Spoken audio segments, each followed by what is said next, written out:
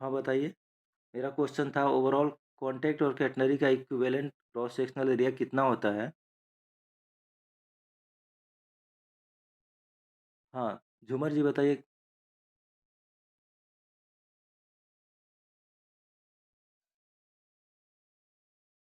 ये कविता से जो जुड़े हैं वो कौन है? झूमर जी हैं, झूमर जी। हाँ, बताइए।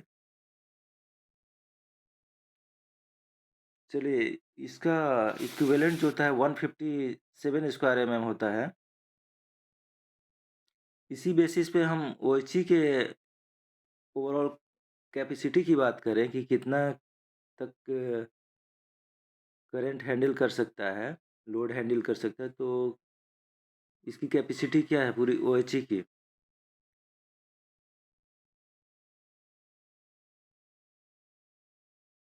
हाँ, रविंदर जी बताइए। 600 एम्पियर सर। हाँ, ये 600 एम्पियर जो आया है वो किस तरह से आया है? वो नहीं बता पाएंगे। अच्छा देखिए, जो 1 स्क्वायर एमएम कॉन्टैक्ट वायर जो होता है या कोई भी कॉपर वायर जो होता है 1 स्क्वायर एमएम, उसकी कैपेसिटी होती है 4 एम्पियर करंट कैरी करने की। 1 स्क्वायर एमएम डाया वाला कॉन्टैक्ट वायर की कैपेसिटी होती है 4 एम्पियर करंट कैरी करने की। इसी तरह यहाँ पे 157 स्क्वायर एमएम है, करीब-करीब 150 है, तो इसकी 600 एम्पियर कैपेसिटी होती है। 150 इंटू 4। यहाँ से ये हाँ सर। हाँ, यस सर। सर, हाँ बताइए। सर वो 3 एम्पियर सर उसका रनन था ना सर? नहीं, 4 एम्पियर। 4 एम्पियर जो ये है, विजयवाड़ा का बुक में दिया है सर। हाँ, 4 एम्पियर प्योर कॉपर जो होता है 1 square MM pure copper 4 ampere current carry करता है। इसके बाद बात करते हैं जो लूप होता है, ड्रॉपर का जो लूप होता है, उसका लेंथ कितना होता है? लूप का लेंथ।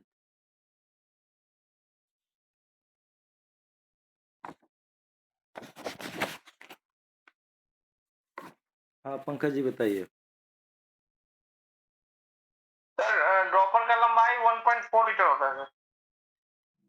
लूप जो ड्रॉपर के अंदर 2 फिक्स पार्ट होता है, गौतम जी बताएंगे। सर ये 50 एमएम रहता है सर दोनों साइड। हाँ, 50 लूप जो एमएम है होता है। 50 एमएम दोनों साइड रहता है, वेरिएबल पार्ट में हाँ, और फिक्स पार्ट बराबर। में। जैसे 2 पार्ट है ड्रॉपर का, एक फिक्स पार्ट है, एक वेरिएबल पार्ट है। दोनों जो है लूप से जुड़ते हैं, तो जो लूप की साइज़ होती है वो 50 एमएम की होती है। हम बात करेंगे मिनिमम इनकम्बरेंस जो है, वो कितना होता है? कितना होना चाहिए? एटलीस्ट कितना होना चाहिए minimum encumbrance?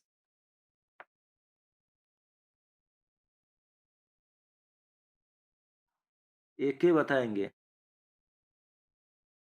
150 MM 30 MM 30 MM.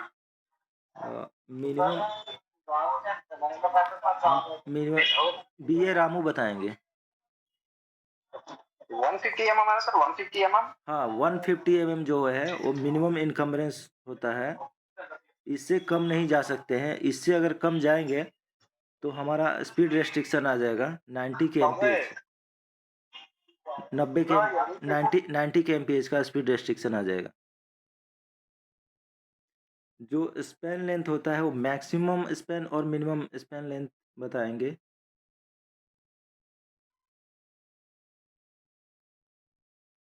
हो गौतम जी बताइए। Sir maximum span length 72 metre हो गया हुँ, और मिनिमम 27 मीटर। बराबर। हमको इसी को ध्यान में रख के चलना है कि 72 मीटर जो है, जो अब जो रेगुलेटेड ओएचई के लिए 72 मीटर मैक्सिमम स्पैन है और 27 जो है वो जो है मिनिमम है। 7227 से याद रख सकते हैं। वर्साइन जो है उसको किस तरह से डिफाइन करते हैं? वर्साइन का फ़ॉर्मूला क्या है? बताएँगे?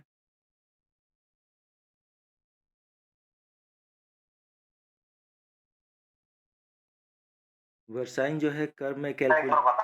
हाँ, वर्साइन जो है कर्व में कैलकुलेट किया जाता है और उसका फ़ॉर्मूला है V equals to sir sir बता रहा हूँ। L स्क्वायर अपॉन 8R होता है।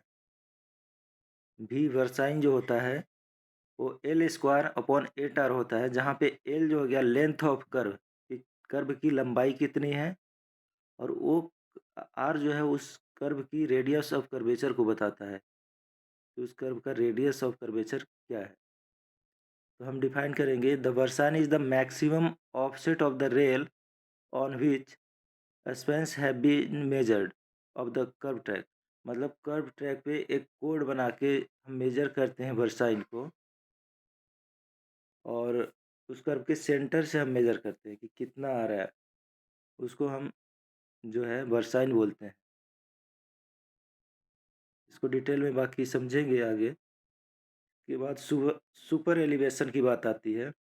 सुपर एलिवेशन को हम डी से डिनोट करते हैं, वर्साइन को जैसा कि वी से डिनोट कर रहे हैं।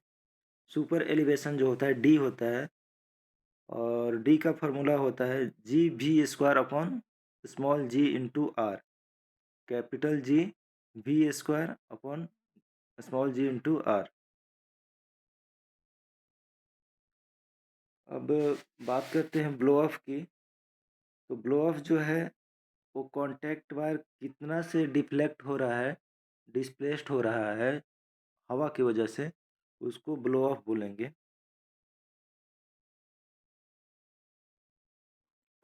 हाँ, एक क्वेश्चन रहेगा कि सुपर एलिवेशन जो है किस चीज़ को काउंटरएक्ट करने के लिए सुपर एलिवेशन दिया जाता है ट्रैक के अंदर। ट्रैक पे जो सुपर एलिवेशन होता है वो किस चीज़ को काउंटर करने के लिए दिया जाता है, गौतम जी बताएंगे। सर ये सुपर एलिवेशन इसलिए दिया जाता है कि भविष्य में उसको कौशल चेंज करना पड़े या ट्रैक को उठाना पड़े, इसलिए उसको जो है सुपर एलिवेशन दे करके पहले से ही रखा जाता है, ताकि बाद में उसका स्ट्रक्चर को प्रभाव ना पड़े, इम्प्लांटेशन में।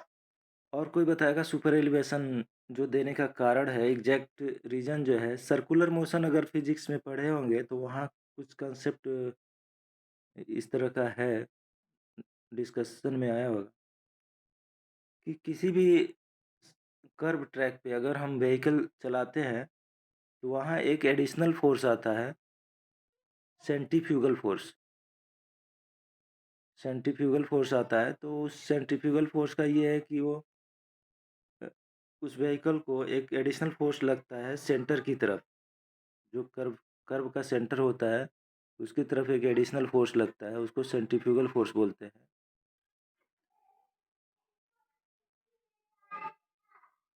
तो उस सेंट्रीफ्यूगल फोर्स का ये है कि अपने उस व्हीकल को खींचता है, मतलब सेंटर की तरफ। तो जिस अमाउंट से खींचता है उस तरह से ट्रैक का डिज़ाइन हो या रोड हो तो रोड का भी डिज़ाइन एलिवेट कर दिया जाता है कि वो काउंटरैक्ट हो जाए। मतलब जितना सेंट्रीफ्यूगल फोर्स लग रहा है वो काउंटरैक्ट हो जाए। तो मतलब यहाँ पे जो एक साइड में ट्रैक को रेज कर देते हैं वो सेंट्रीफ्यूगल फोर्स को काउंटरैक्ट करने के लिए ही रेज करते हैं। उसी रेज करने का जो मैकेनिज्म है उसको बोलते हैं सुपर एलिवेशन। ये आप देखे होंगे रोड पे भी, जहाँ सडन कर्व होता है वहाँ पे एक साइड उठा रहता है रोड, तो वहाँ पे वही कंसेप्ट आता है। सेंट्रीफ्यूगल फोर्स को बैलेंस करने के लिए एक तरह से हम ये सुपर एलिवेशन देते हैं। अब बात करते हैं अलग अलग जो जोन है वहाँ पे हम जो अलग अलग विंड जोन है, वो ग्रीन जोन में कितना होता है विंड प्रेशर, और येलो जोन में कितना होता है, और रेड जोन में कितना होता है, ये बताएंगे। येलो जोन में बताएंगे रविंदर जी कितना होता है। सर येलो जोन में 112 केजी और red zone 150 KG, 75 KG green zone. बराबर। येलो जोन में 112.5 होता है। हाँ हाँ 112.5 12.5। हाँ, ग्रीन जोन में 75 होता है। येलो जोन में 112.5 होता है और रेड जोन में 150 kg मीटर स्क्वायर होता है। और यही अगर ब्रिज की बात हो जाए, जैसे ब्रिज हो या इस तरह का कुछ अरेंजमेंट हो, तो वहाँ पे ये चीज़ थोड़ा चेंज हो जाता है। ब्रिज पे जब बात करेंगे हम, तो यहाँ पे 150, 100, 150 और 200 ये हो जाता है जब ब्रिज की बात करते हैं। अब बात करेंगे फाउंडेशन की, तो हम एक क्वेश्चन पूछ रहे हैं कि इनमें से कौन सा फाउंडेशन का टाइप नहीं है। 4 ऑप्शन दे रहे हैं और जिसको पता होगा वो हैंड रेज करेंगे कि टाइप बी, टाइप बीजी, टाइप जी, टाइप सी, इनमें से कौन फाउंडेशन का टाइप नहीं है।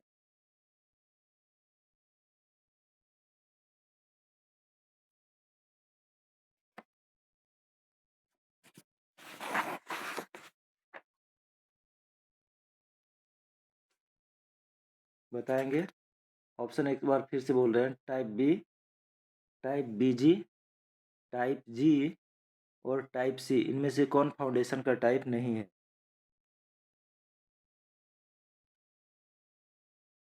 हाँ पंकज जी बताइए। सर टाइप सी नहीं होता ना? हाँ, टाइप सी फाउंडेशन का प्रकार नहीं है। टाइप बी की बात कर, बीसी बी। हाँ टाइप बी जो हो गया साइड बेयरिंग फाउंडेशन हो गया, टाइप बीजी हो गया साइड ग्रेविटी, और टाइप जी हो गया प्योर ग्रेविटी, और टाइप सी तरह का कोई फाउंडेशन नहीं होता है।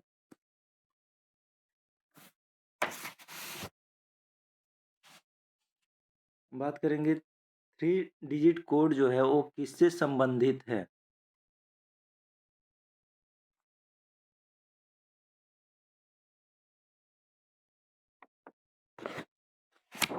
बताइए पंकज जी।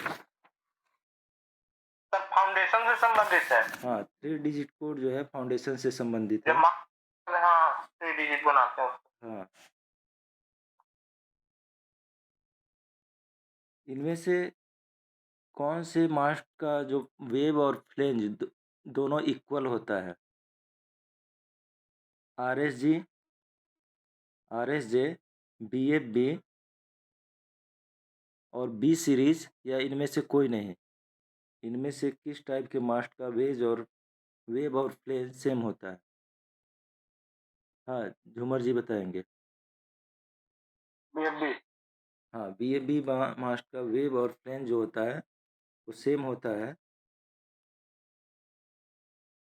और इसका साइज 150 इंटू 150 होता है। बात करेंगे टीटीसी मास्ट जो होता है, तो टीटीसी का क्या मीनिंग है, टीटीसी का फुल फॉर्म क्या है। पंकज जी बताइए। Two track cantilever master. कई जगह 2 और 3 ट्रैक कैंटिलीवर भी रहता है। 2 और 3 ट्रैक कैंटिलीवर। अपन बात करे थे ब्रिज पे जो ये विंड प्रेशर होता है, वो ब्रिज के केस में स्पेशल केस हो जाता है। उस केस में ग्रीन जोन के लिए 100 kg फोर्स पर मीटर स्क्वायर, मीडियम या येलो जोन के लिए 150 kg फोर्स पर मीटर स्क्वायर, और रेड जोन के लिए 200 kg फोर्स पर मीटर स्क्वायर। अब हम बात करेंगे ओ टाइप का जो पोर्टल होता है वो कितने ट्रैक के लिए डिजाइन रहता है। हाँ रविंदर जी बताएंगे। सर 6 ट्रैक के लिए 6 हाँ और भी दोनों। बराबर, ओ जी, जियो। ओ ट्रैक ओ टाइप पोर्टल जो होता है वो 6 ट्रैक के लिए डिजाइन होता है। उसका क्लियर स्पैन क्या होता है।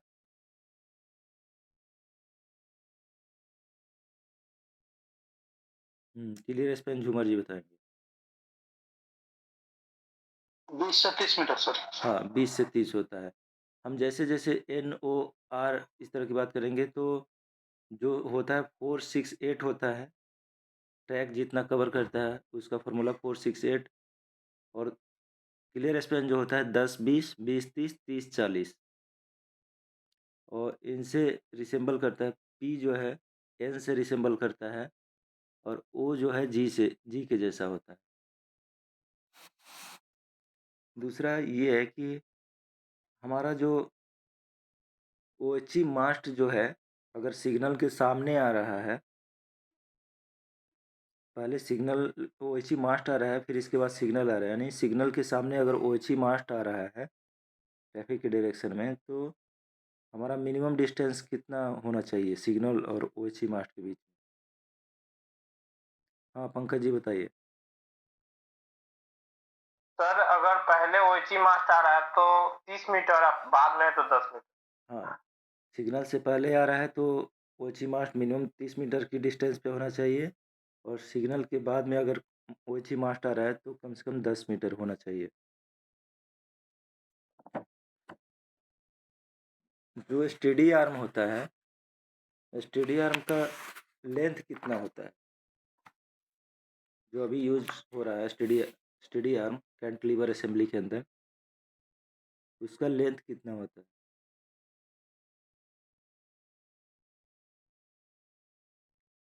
उसको याद रखेंगे 1 मीटर लेंथ होता है। पहले 80 सेंटीमीटर का यूज होता था, 80 सेंटीमीटर का, अभी 1 मीटर लेंथ होता है।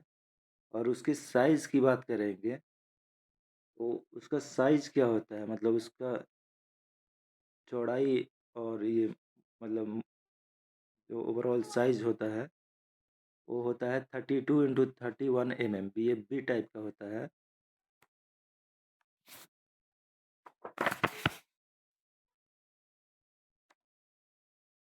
अम्ब्रेला टाइप अरेंजमेंट से क्या समझते हैं आप?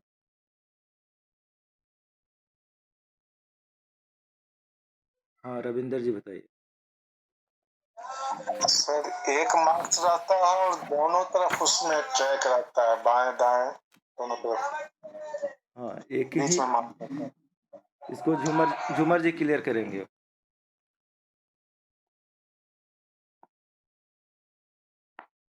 सर अम्ब्रेला टाइप मास्ट में सर वो 2 एच कैरी करता है बोथ साइड में सर, 2 कंडक्टर।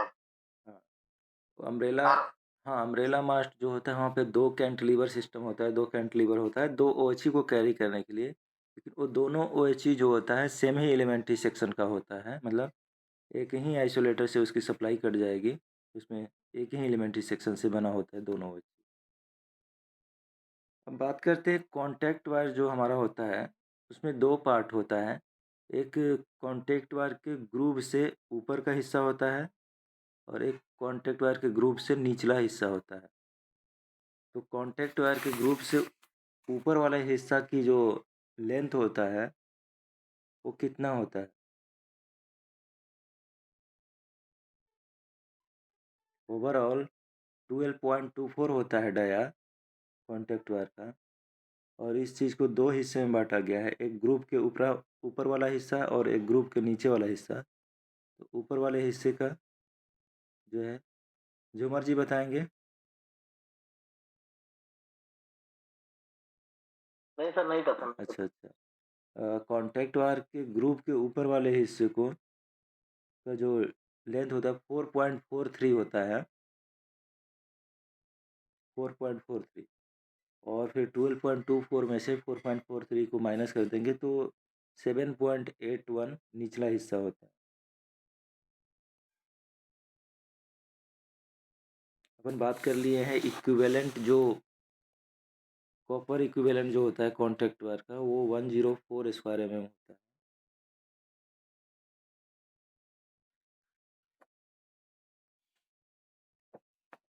जो कैटनरी वायर होता है उसमें नंबर ऑफ स्टैंड कितना होता है?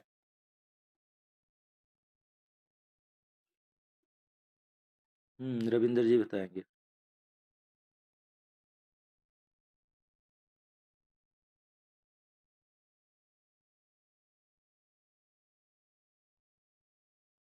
हाँ, रविंदर जी बताएंगे कैटनरी वायर का। सर 19 19 होता है, सेंटर में 1, first layer 6, second layer 12, total 19। बराबर। और डायमीटर जो होता है एक स्टैंड का कितना होता है? एक स्टैंड का डायमीटर जो है पंकज जी वो बताएंगे। ध्यान में नहीं। सर अप्रोक्स 2 mm होता है सर। हाँ 2.11 mm होता है। 1 और जो 1 मीटर कॉन्टैक्ट बार होता है उसका वेट कितना होता है?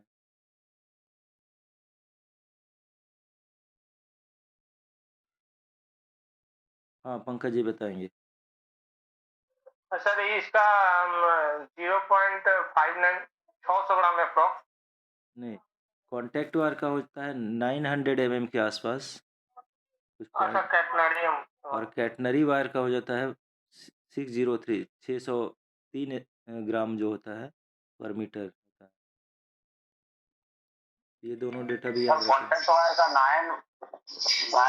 951 ग्राम ना, हाँ 951। हाँ 951 ग्राम बराबर होता है।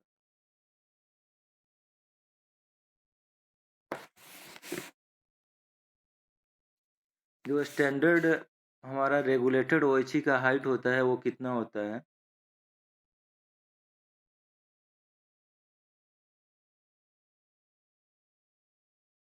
झूमर जी बताएंगे। 5.6 मीटर सर। हाँ, जब स्टैंडर्ड हाइट की बात करें कुछ सैग वगैरह नाम में मेंशन करें तो उसको हमें 5.6 मान के चलना है।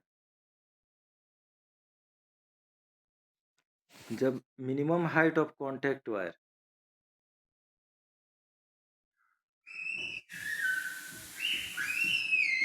गौतम जी बताएंगे। सर ये 4.69 है हम्म क्रिटिकल कंडीशन में, और नॉर्मल में 4.92। इसको हम 4.2 जब कुछ भी जिक्र नहीं हो रहा है तो हम 4.2 बोलेंगे। इसको अच्छे से समझ लीजिए कि ये कह रहा है जो मिनिमम हाइट पूछा जाए तो 4.92 और इसमें सी क्लास ओडीसी बिना किसी रेस्ट्रिक्शन के पास होगी, है ना? तो इसलिए यहाँ 4.2 मिनिमम हाइट मानकर चलेंगे। अगर सी क्लास ओडीसी का मूवमेंट नहीं कराना है, अगर सी क्लास ओडीसी मूवमेंट नहीं होगा तो वहाँ पे 4.80 मीटर होता है। समझ लीजिए, नॉर्मल पूछे तो 4.92, वहाँ पे सी क्लास ओडीसी विदाउट किसी भी फिजिकल लिफ्ट, कोई भी लिफ्टिंग या ओएचसी को लिफ्टिंग की ये सब की ज़रूरत नहीं होगी, वो पास होगी। और यही अगर सी क्लास ओडीसी जो है उसको पास नहीं हो पाएगी तो वहाँ पे 4.80 होगा। और इसको 4.65 तक भी कर सकते हैं, जहाँ पे हम किसी भी अदर टाइप के रोलिंग स्टॉक को अलाउ नहीं कर रहे हैं। हाँ झूमर जी बताइए।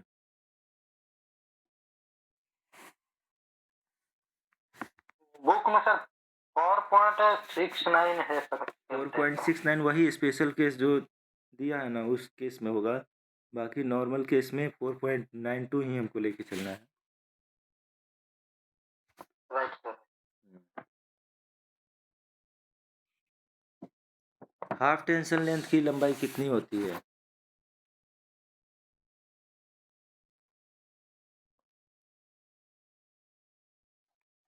और रविंदर जी बताएंगे। 600 मीटर।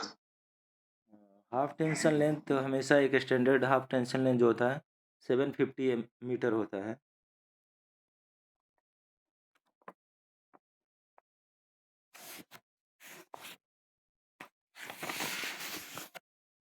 हम जंपर का टाइप बोल रहे हैं, बताना है कि इनमें से कौन जंपर का टाइप नहीं है। C jumper, G jumper, B jumper और एफ जंपर।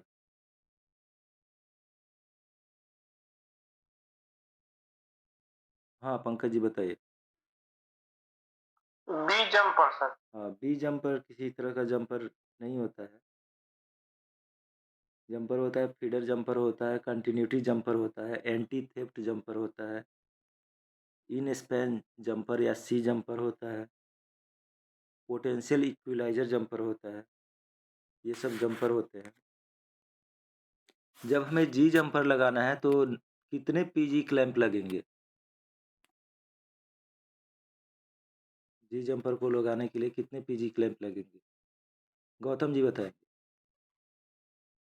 सर जी जंपर के लिए 8 लगेंगे हम्म, और सी जंपर के लिए 2 हाँ और एफ जंपर के लिए 3 बराबर। और सेफ्ट जंपर के लिए 2। हाँ, दूसरा एफ जंपर का साइज क्या होता है, लेंथ क्या होता है? हाँ पंकज जी बताएं। सेम होता है सर सी जंपर के 1.4। 1.5 होता है सर 1.5। हाँ, एफ जंपर का लेंथ जो होता है 1.6 मीटर है। जी जंपर तो लंबा होता है, 4 मीटर के करीब लगाते हैं आजकल। स्टैंडर्ड इनकम्बरेंस जो होता है सपोर्ट पे, वो कितना होता है?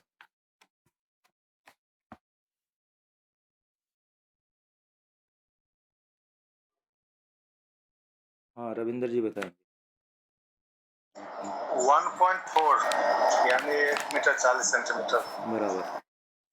हम बात करते हैं एसआई की, सेक्शन इंसुलेटर की। तो सेक्शन इंसुलेटर का रनर अगर ट्रैफिक डायरेक्शन में रहेगा, रनर जो है लोको को फेस करेगा, तो उस स्थिति में हमारा स्पीड रेस्ट्रिक्शन क्या रहेगा?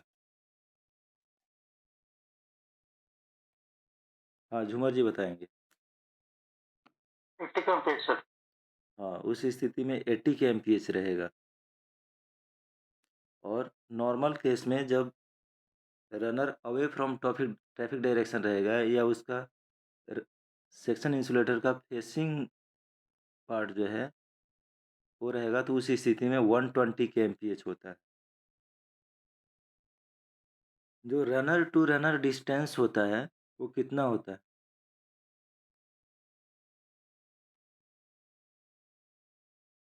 गौतम जी बताएं। Sir 460 mm sir. हाँ 460। जो ओवरऑल वेट होता है सेक्शन इंसुलेटर का। हाँ पंकज जी बताएंगे। 55 kg सर। बराबर। जो हम स्पैन लेंथ सेलेक्ट करते हैं सेक्शन इंसुलेटर के लिए, जो स्पैन लेंथ होता है वो कितना होना चाहिए? हाँ रविंदर जी बताएंगे। 54 मीटर 54। हाँ 54 मीटर से ज़्यादा नहीं होना चाहिए।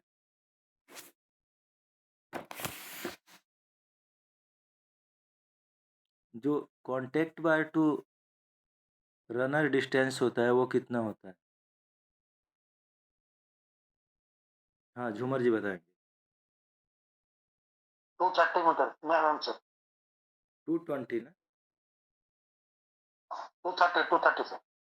22 होता है। टोटल में 460 हो रहा है ना सर। 460 होता है। 460 होता है ना? 460 रनर टू रनर। हाँ रन डिवाइड मिडिल से सर 230 होगा सर।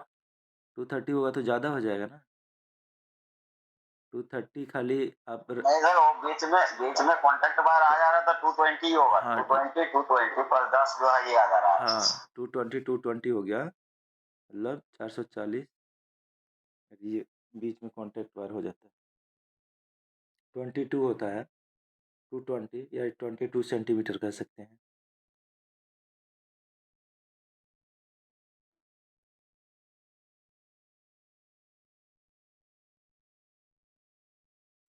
जो कोर इंसुलेटर होता है उसका लेंथ ये बताएंगे कितना लेंथ होता है? कोर इंसुलेटर जो होता है एसआई के पास लगा होता है।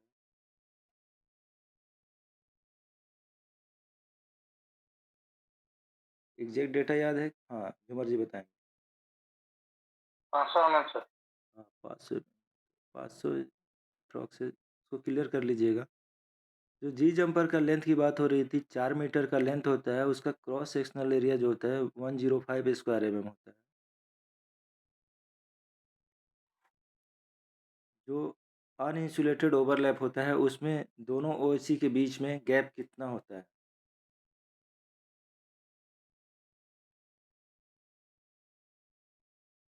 हाँ, गौतम जी बताएँ। अनइंसुलेटेड में 200 रहती है सर, दोनों इसी के बीच में gap। हुँ, और वही आईओएल की बात होगी, तो वहाँ पे 500 तो एमएम होता 500 हो जाएगी सर। है। हमारा क्रिटिकल इम्प्लांटेशन जो होता है ओएची के अंदर, वो कितना होता है? क्रिटिकल सेटिंग डिस्टेंस जो होता है, वो कितना होता है? हाँ, पंकज जी बताएँगे। सर 4.36 होता है ना? 2.36 होता है। सॉरी सॉरी 2.6, हम 4 बोल दिए सर, सॉरी। बराबर, 2.36 क्रिटिकल इम्प्लांटेशन। हाँ, पीसीडब्ल्यू सब देते हैं हाँ, इसका। पीसी के अप्रूवल से उसको 2.36 मैक्सिमम इम्प्लांटेशन जो है, वो प्लेटफ़ॉर्म पे मतलब मिनिमम ही कर सकते हैं। मिनिमम कितना देते हैं? हाँ, झूमर जी बताएँ। 4.75। 4.7 क्या बोलते हैं सर, चेयर इंस्टॉल। प्लेटफ़ॉर्म पे चेयर फिटिंग लगाया जाता है, चेयर मास्ट। चेयर, अच्छा चेयर मास्टर, हाँ, वही बोल रहे। जो हमारा सेंट्रल स्पैन होता है ओवरलैप टाइप न्यूट्रल सेक्शन में, वो सेंट्रल स्पैन कितने मीटर का होता है?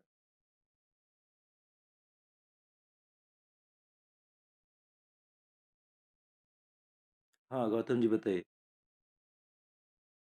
सर 19 मीटर का सर। सेंट्रल स्पैन जो होता है, वो झूमर जी बताएँगे क्या होता है? वो 49। 49.5 40। 49.5 मीटर का सेंट्रल स्पैन होता है। ओवरलैप टाइप न्यूट्रल सेक्शन जब हम बनाते हैं, तो मैंने बताया था कि 49.5 मीटर सेंट्रल स्पैन होता है और उसके दोनों बाजू 36 मीटर का स्पैन रहता है और उसके बाद 49.5 या और अलग-अलग 2-3 सेलेक्ट किया जाता है। लेकिन सेंट्रल स्पैन जो है स्ट्रिक्टली 49.5 मीटर का होता है और जो न्यूट्रल ज़ोन बन के आता है, वहाँ 41 मीटर होता है न्यूट्रल ज़ोन।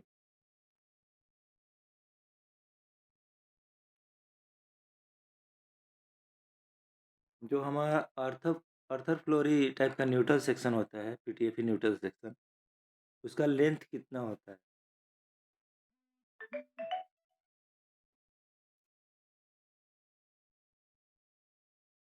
हाँ, गौतम जी बताइए। सर 9.5 मीटर रहता है अल्फा फोन का। हाँ, और एक सर 5.163 छोटा वाला है। हाँ, शॉर्ट न्यूट्रल सेक्शन। वो रहता है सर। हाँ। जो पीटीएफई टाइप न्यूट्रल सेक्शन है, उसको कितने पोजीशन में हम यूज़ कर सकते हैं? हाँ, पंकज जी बताएँगे।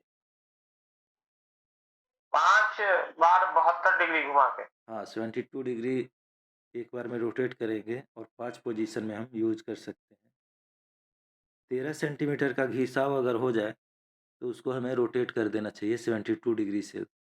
अगर ज़्यादा घिसाव आए हम फिर रोटेट करेंगे तो कोई ना कोई एक पोजीशन हम यूज़ नहीं कर पाएँगे। इसीलिए 13 सेंटीमीटर का घिसाव हो जाने पे उसको हम चेंज कर देंगे। जब हम ट्रैफिक डायरेक्शन में जाएँगे तो पीटीएफई सर 13 सेंटीमीटर के 13 एमएम। सॉरी 13 एमएम कह रहे हैं 13 हॉरिजॉन्टली जो है देखेंगे, मेज़र करेंगे कि 13 एमएम अगर घिस गया है तो करेंगे और वर्टिकली देखेंगे तो 2 एमएम तक घिसाव हो गया है डाया के क्रॉस, तो 2 एमएम और हॉरिजॉन्टली अगर देखेंगे कि ऐसे फ्लैट 13 एमएम हमारा मेज़र करने पे आ रहा है कि 13 एमएम फ्लैट हो गया है, तो उसको हम चेंज कर देंगे पोजीशन। अगला क्वेश्चन है कि जब हम ट्रैफिक डायरेक्शन में जा रहे हैं तो पीटीएफई न्यूट्रल सेक्शन से पहले जो कॉशन बोर्ड लगा होता है वो पहला कॉशन बोर्ड क्या मिलेगा?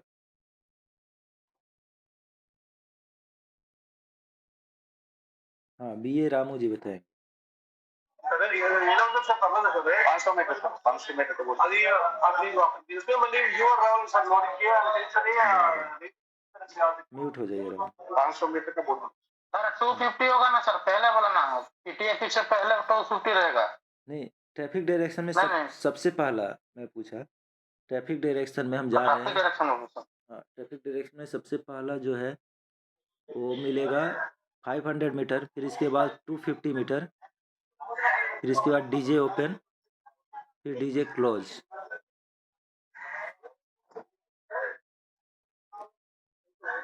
ये म्यूट हो जाइए रामू जी। ये एक स्पेशल टाइप का जो है क्वेश्चन बोर्ड होता है, स्पेशल टाइप का बनाया गया रहता है जिससे कि हम इसको नाइट में भी आसानी से देख सकें, इन क्वेश्चन बोर्ड को। इसलिए इनका एक स्पेशल नाम दिया गया है। वो नाम क्या है जो ये क्वेश्चन बोर्ड लगाए रहते हैं? हाँ, झूमर जी बताएंगे। Retro reflective.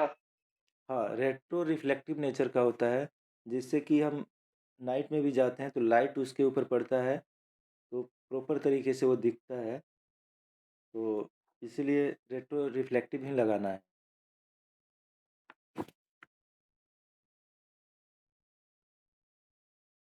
जब हम बात करते हैं टेंजेंट ट्रैक पे न्यूट्रल सेक्शन लगाना है तो हमारा स्टॉप सिग्नल है, स्टॉप सिग्नल से आगे कितने मिनिमम डिस्टेंस मेंटेन करने के बाद में हम पीटीएफई न्यूट्रल सेक्शन लगाएंगे? हाँ, रविंदर जी बताएं। 400 मीटर। बराबर। 400 मीटर मिनिमम होना चाहिए। और उसके बाद में अगला सिग्नल जो आएगा पीटीएफई के बाद में वो 200 मीटर पे आएगा।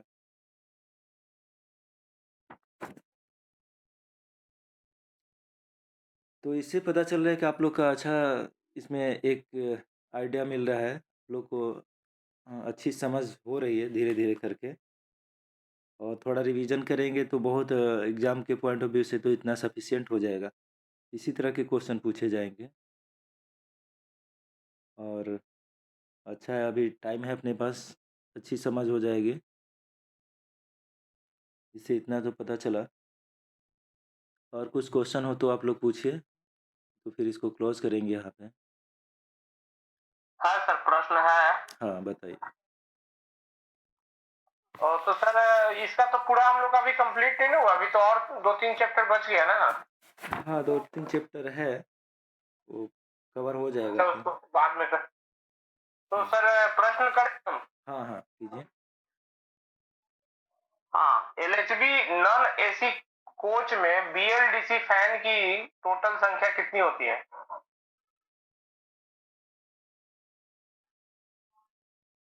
टोटल फैन की संख्या 30 होती है, 30।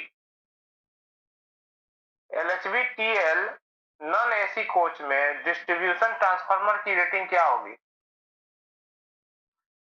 9 के लिए। हाँ, 9 केवी होती है। एलएचबी एसी कोच में डिस्ट्रीब्यूशन ट्रांसफार्मर की रेटिंग कितनी होगी?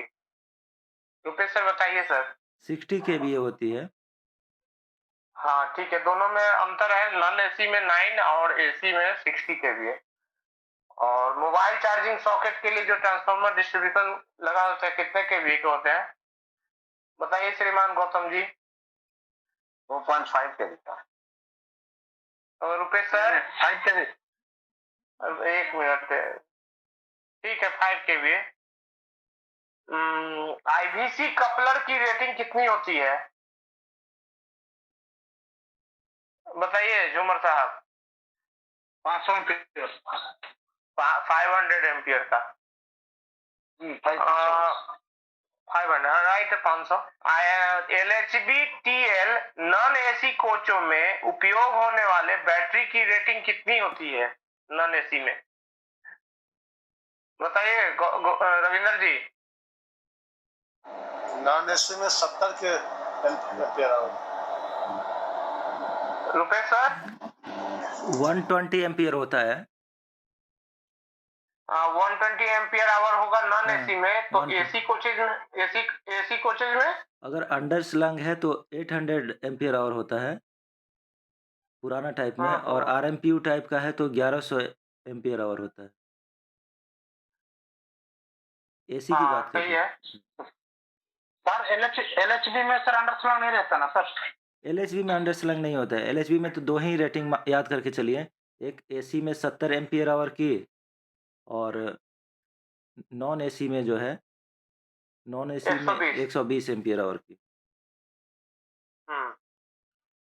नेक्स्ट क्वेश्चन है कि नॉर्मल एलएचबी कोचेज में जो आरएमपीयू की कैपेसिटी होती है 7 टन होती है। डबल डेकर ट्रेनों में आरएमपीयू की कैपेसिटी बताइए रविंदर सर।